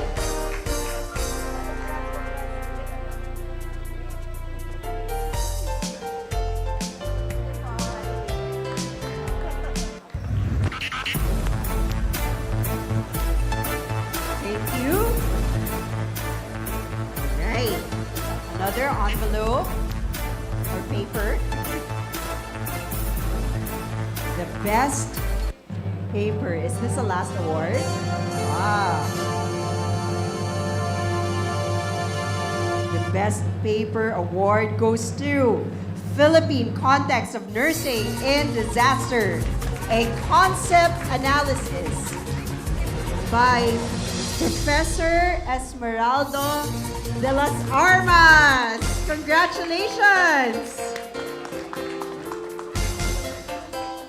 So in case you are still online, sir, we are letting you know that you are winning. So you will see here a huge round of applause from our management. And congratulations indeed. So, all good? Okay. VP Cariaga is suggesting maybe one of the nursing students would like to accept the award in his behalf. There we go. Let's give him a round of applause, everyone. Thank you for the brave soul who would like to represent Professor de las Armas. Congratulations, sir.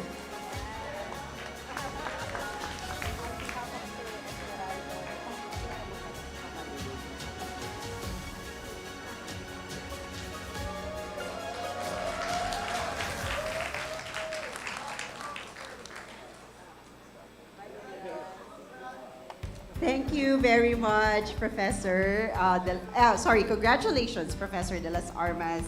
And thank you to our management from both UMak and BIPSU. So once again, students, faculty, everyone who has helped propelled, in a way, our students to reach this day, 17-7. Thank you very much and congratulations. We now call on Professor Florante de los Santos, Director for the Center for University Research, to deliver his message of gratitude. Thank you, Director Camille. Thank you so much. I never felt that excited when I was, waiting for the announcement of the winners. No, parang ako yung nanalo. Ganun pala yung feeling. Yeah. Congratulations to all of you. All right. As we conclude this year's University Research Congress, I am reminded of Yuval Noah Harari's reflection in the 21 Lessons for the 21st Century. He writes, "In a world deluged by irrelevant information, clarity is power." I repeat, in a world deluged by irrelevant information, clarity is power.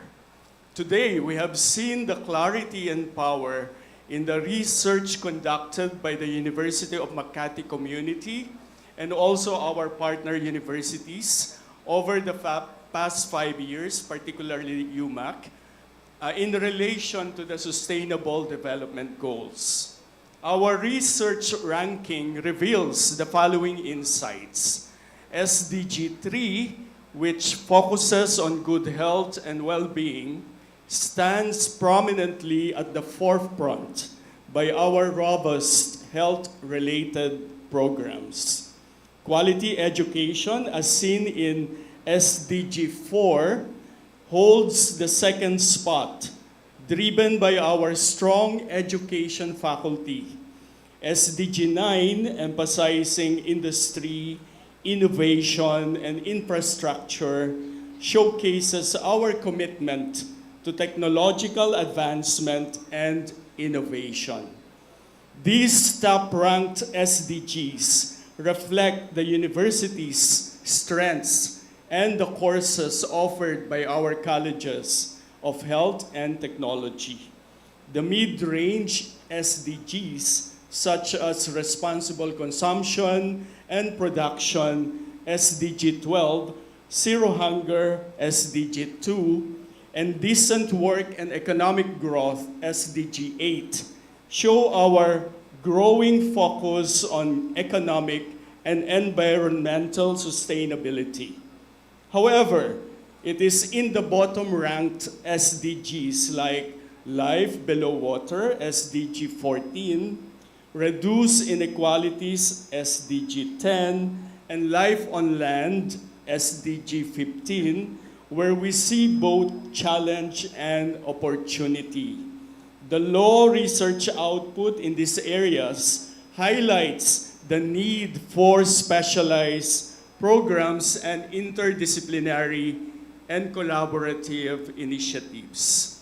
Moving forward, UMak can further enhance its research capacity by introducing courses and programs in these underrepresented areas, fostering collaborations with external institutions like the BIPSU and the Southern Leyte State University and the China Medical University, and providing additional funding and resources to support research in these fields.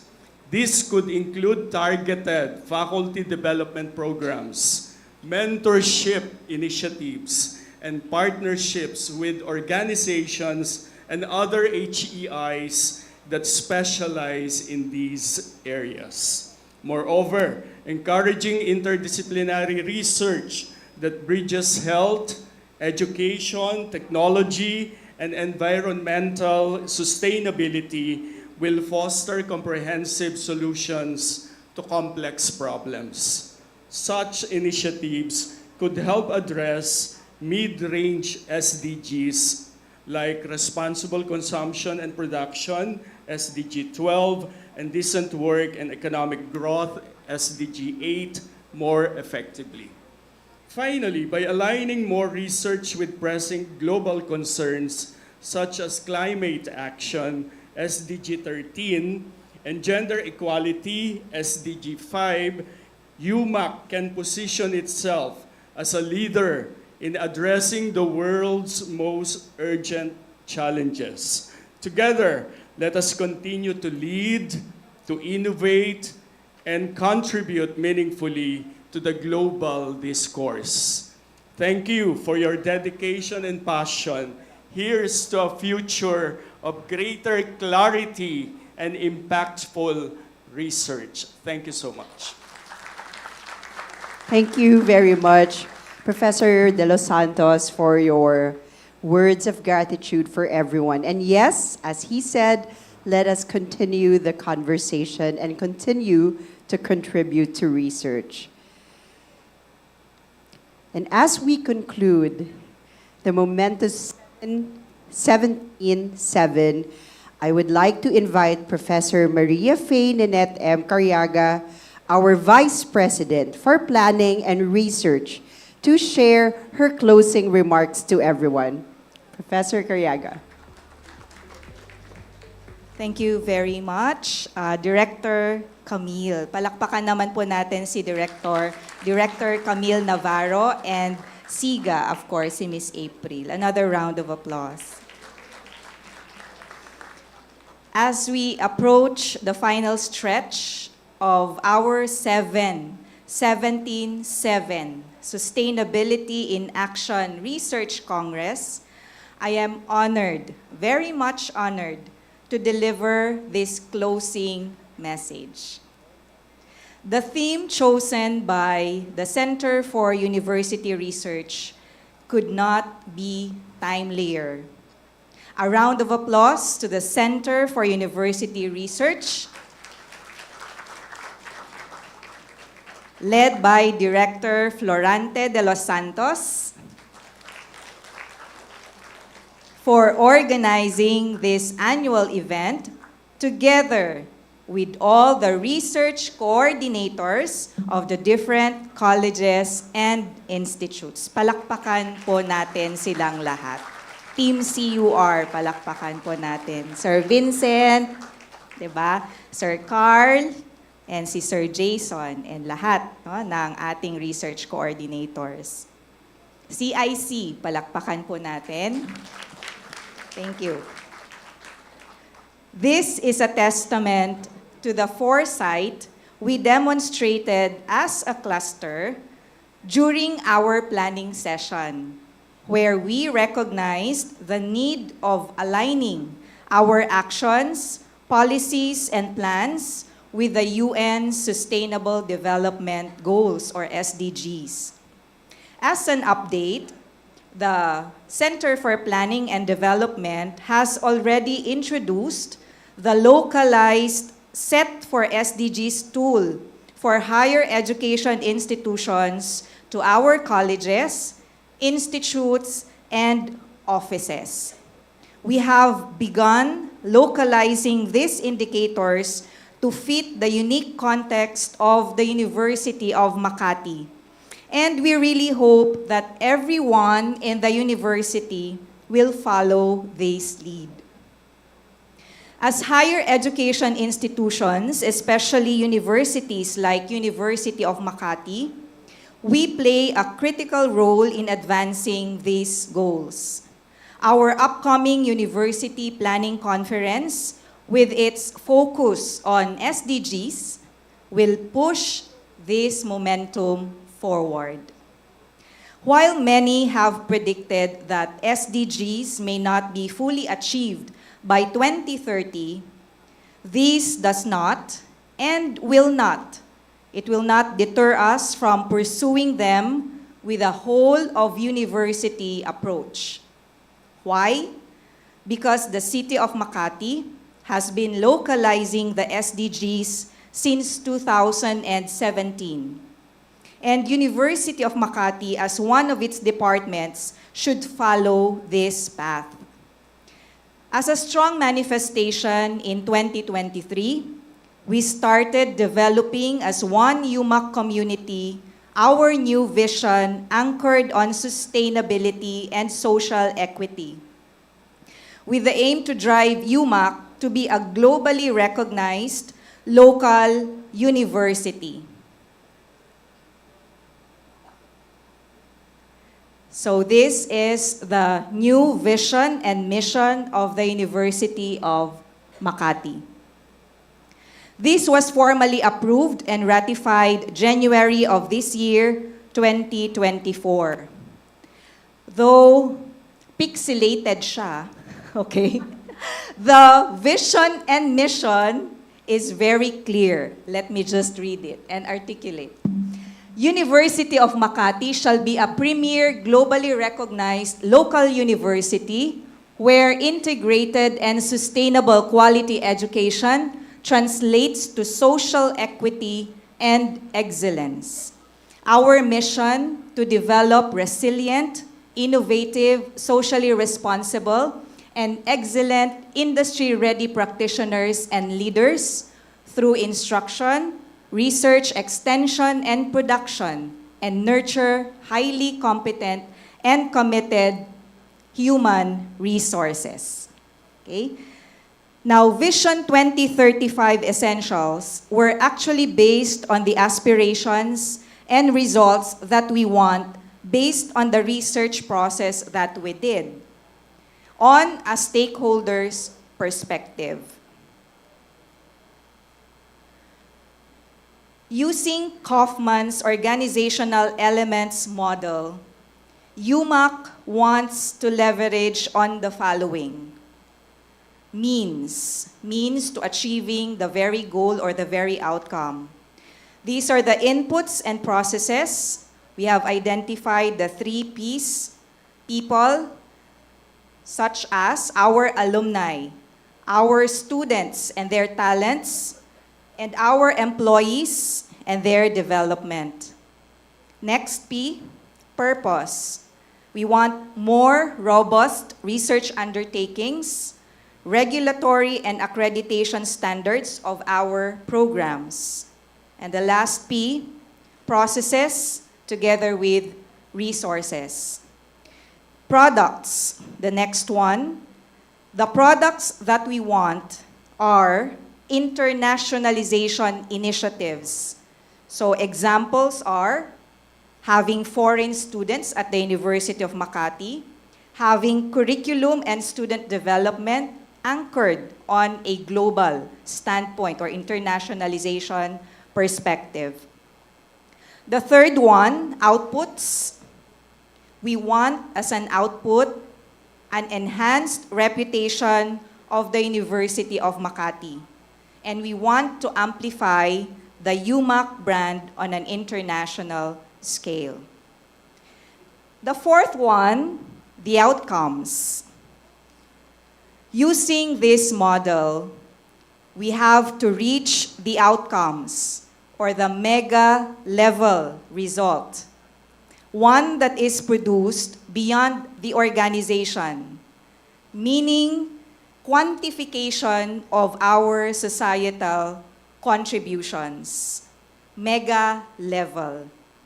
Like, for example, 100% employability of graduates translated to the social progress of the families of these graduates, the city, and the country, plus the impact on the achievement of UN SDGs along with academic excellence in both local and global standpoints. The 10-point agenda set forth by President Ramos is laid out. Be the first local university to make it to world rankings. Engage in R&D. Commercialization and tech transfer should be at the University of Makati. Be the lead in arts and sports. Be the lead in environmental stewardship, to name a few. But I think encapsulating all of this is the last item in the 10-point agenda. And that is for the University of Makati to be the school of choice because of its reputation for academic excellence. As we commit to a people-first development and a sustainable city, are you equally committed to a sustainable UMak? Dear students and employees of the University of Makati, a UMak that delivers not just any education, but a sustainable, high-quality education for our herons and for the community. So let me leave you with this last slide. let us have the vision and mission imprinted, no, in our hearts, in our mind, and in our ways of doing things, no, sa ating mga kamay. So vision, mission, and then research, extension, instruction, and production. How do we strengthen the connections between them? How do we ensure our research informs our extension services and vice versa? How do we translate that into instruction and ultimately into resource generation? They are our purpose. So vision, mission, instruction, research, extension, and production. Processes should be in place. Systems, procedures, processes. And then people should be empowered. People, meaning the students, employees, and our stakeholders, both private and government. Then, we can say that yes, we can contribute to a significant extent, to the city, to the tertiary education landscape, and, of course, to have the world rankings. So, we should have this as our roadmap, no? A roadmap moving towards having our role as a department of the city, contributing to the city's sustainability goals, to HEI sustainability goals, and the world rankings.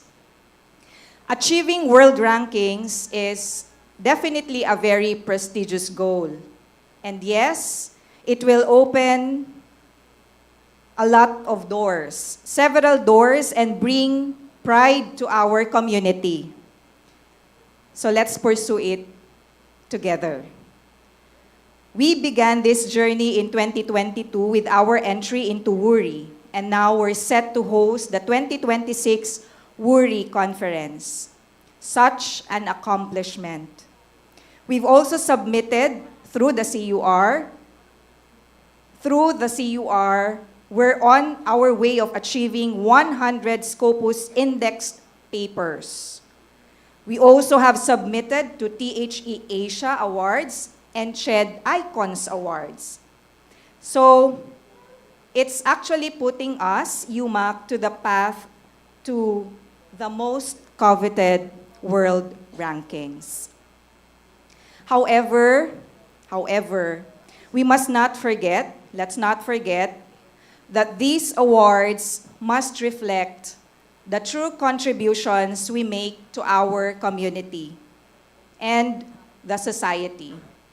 As we forge ahead on a path not typically taken by local universities, let's all remain grounded, ensuring that no one and nothing is left behind. Quality teaching, learning, curricular delivery, assessments, collaboration, ethics, and professionalism. These are the pillars that we must always uphold.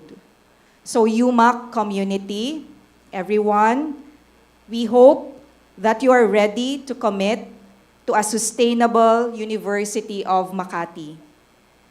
A University of Makati that stands for sustainability, social equity, and quality education. So all together, let's make this history happen. Thank you very much.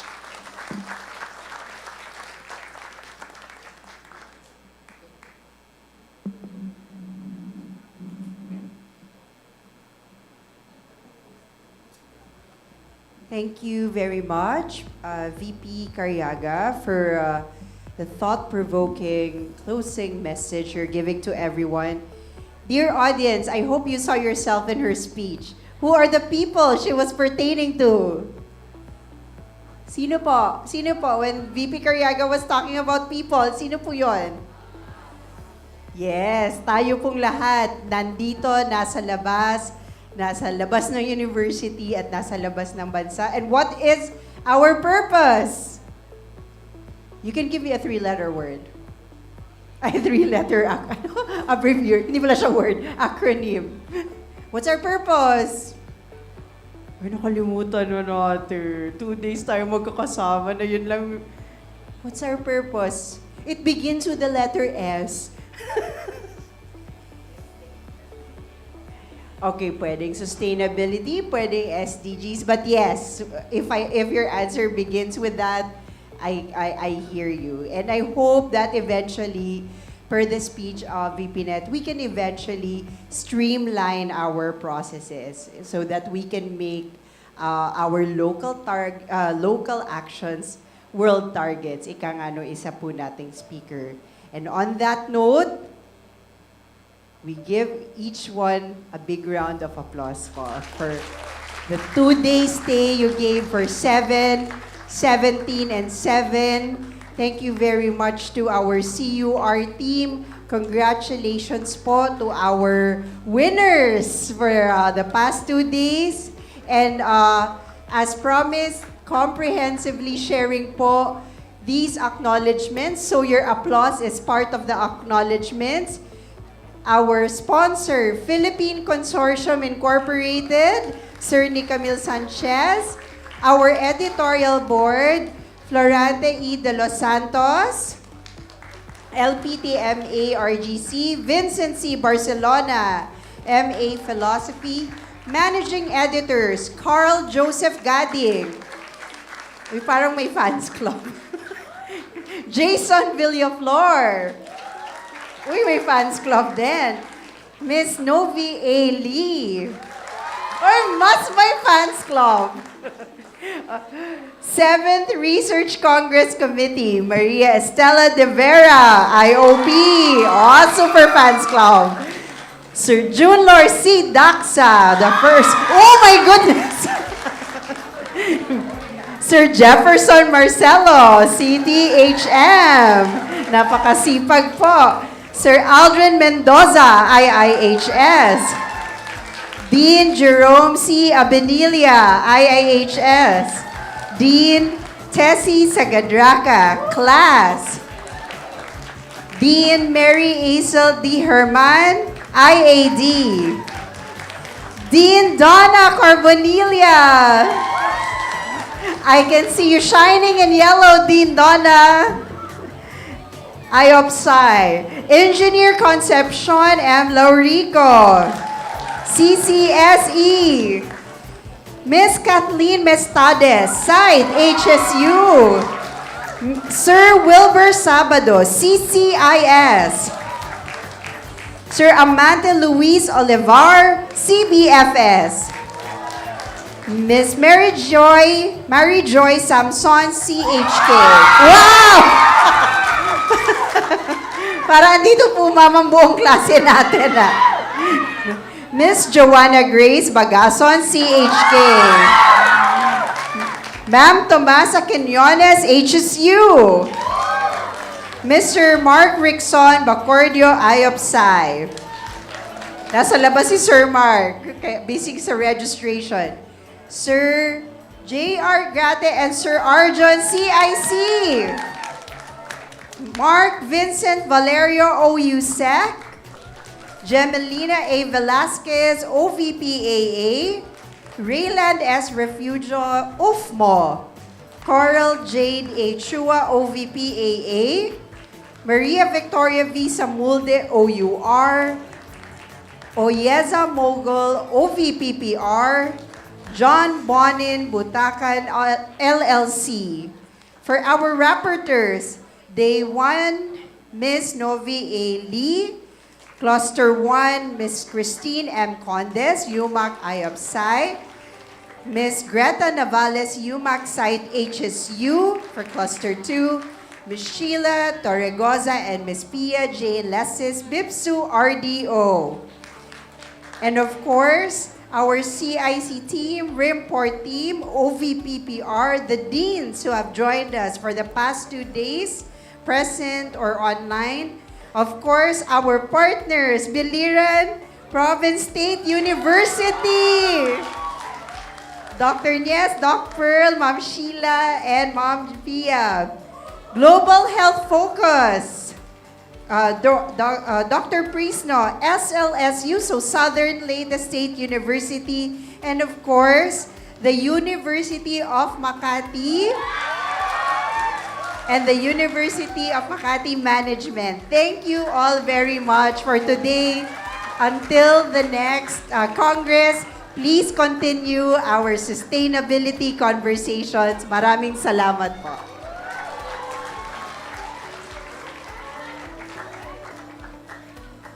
Oh, do you want a photo? Sila na sumagot.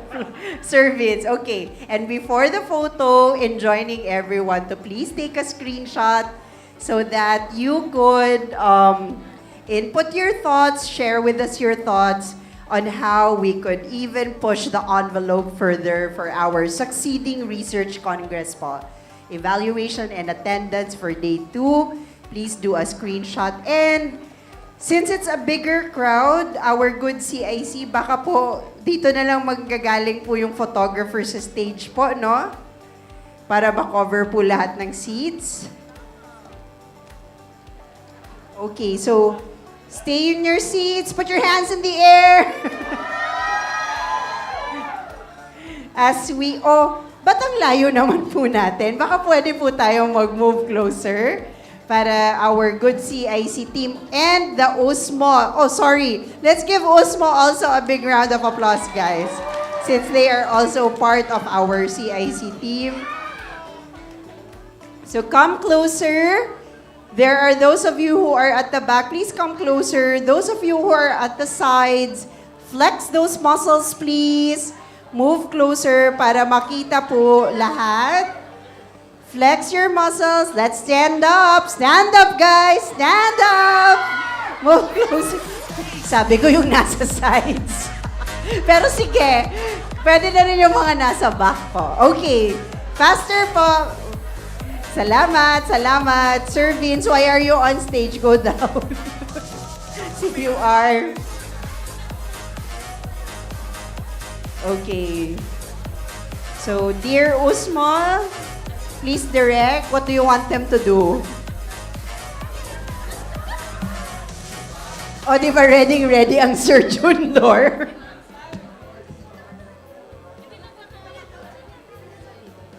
Alright, our dear Usmo team wants you to occupy po the vacant seats. Come on, please occupy po the vacant seats. Guys, come on. Let's not waste time po. Let's go.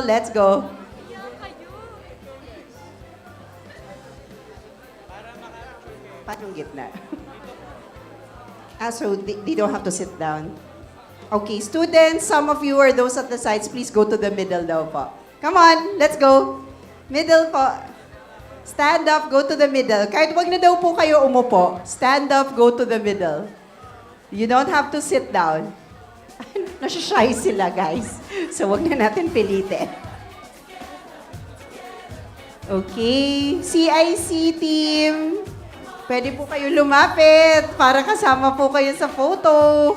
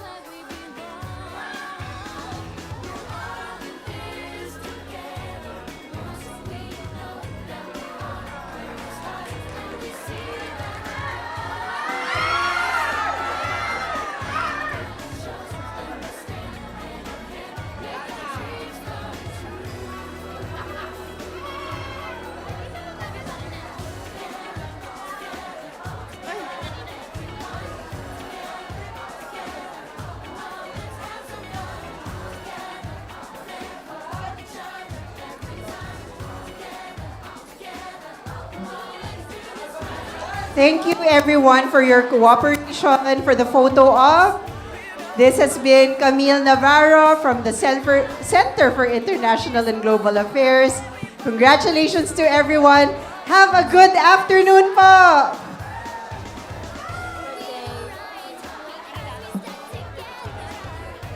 I'd like to ask...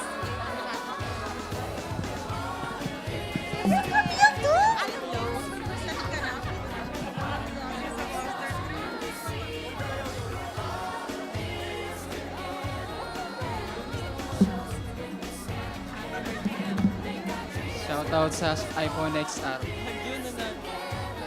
Thank you po sa lahat ng umat. Hello, hello. Sawadee ka.